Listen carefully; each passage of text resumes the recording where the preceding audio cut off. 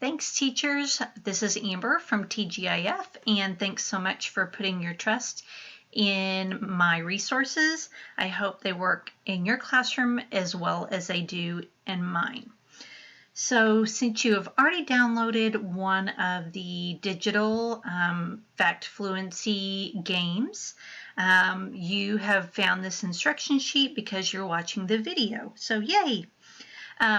I'm going to show you with this ×5 Christmas game, but no matter what it is, whether it's ×9 or ×2, or if it's spring or fall or winter, they all work exactly the same way.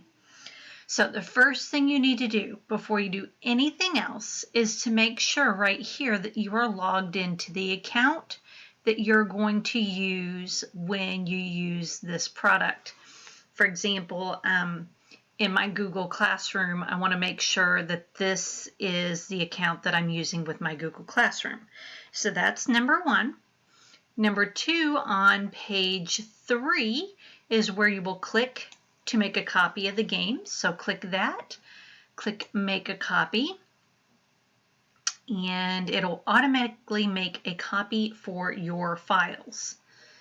So you can rename it if you want. I usually take this copy of off because if I don't, then everything says copy of in my folder. And you can rename it anything you want. And the next thing that I do is I come over here and I check this share button. I do not know what's up with Google lately, but lately it's been changing everything to restricted, and you need to change it so that your kids can use it.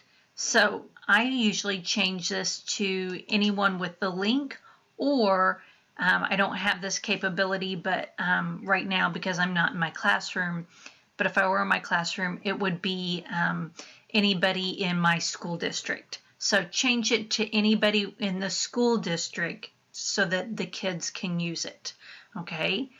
Because you don't want anybody on the internet to use it. So change it to your school district right here using that share button right there.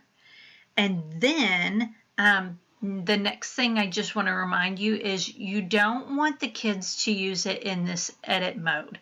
So I'm going to show you how to automatically put it in present mode for your students so that they don't mess anything up. Because if they mess up one of these slides, for example, if they click on this and they delete this accidentally, it's going to mess everything up.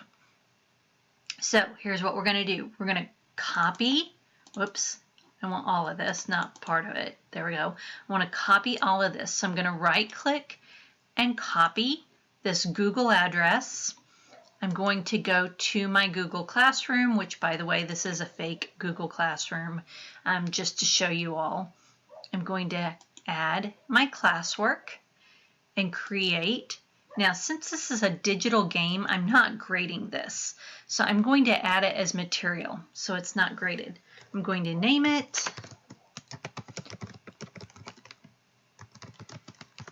And then that address that we just copied, that Google address, I'm going to paste it right here by right-clicking. Now, this is the most important step. So right here, from here back to this part, right there where that black backslash is, up into edit, I'm going to take that out because I don't want my kids to edit it.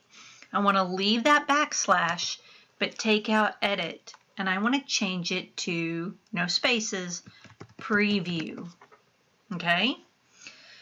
If you change it to preview, it'll automatically go to the present mode. I'm going to show you, but I always give my kids some kind of direction and say, click on the link below to play the game. Okay, now I'm going to post it to my classroom, and I'm going to head over to the stream so that you can see, here's the game. When the kids click on it, this will pop up right here. It looks different than a lot of times, But if they click on this link and I've changed edit to preview right here, it automatically goes into the present mode for the game and the kids don't have to do that. So they are able to just work through the material. And of course, I'm not getting to the good part yet, but they can practice skip counting here. And now the kids can play the game. And what I love about it is if they accidentally miss something, it tells them they're wrong and they get to try again. So I hope that totally made sense. Just if you need a quick review, you're going to go back to this. Number one, make sure that you are sharing with people within your school district right here by changing this. Just that helps make sure that it gets pushed out to your students and they don't start asking for requesting to edit the game. And then, I'm sorry, that's bad. So share, make sure that you're logged in, okay? Copy this address right here, and then you're going to put it in your classroom as material. Right here, and then again, make sure that you delete that edit part and make it preview. And you should be ready to go. So good luck. I hope your kids have fun.